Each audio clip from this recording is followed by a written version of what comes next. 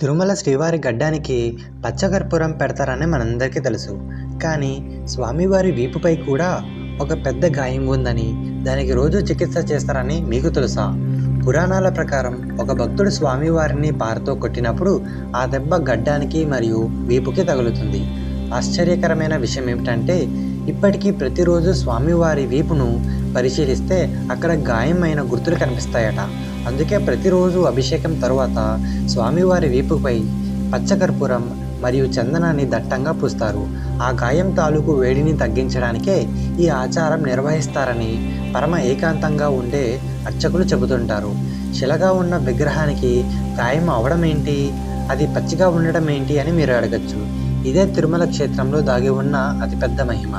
ఈ అద్భుతమైన విషయం మీకు ముందే తెలుసా? తెలిసే కమెంట్ చేయండి. మరిన్ని తిరుమల రహస్యాల కోసం ఇప్పుడే జ్ఞానదీపం ఛానల్ని సబ్స్క్రైబ్ చేసుకోండి. గోవిందా గోవిందా.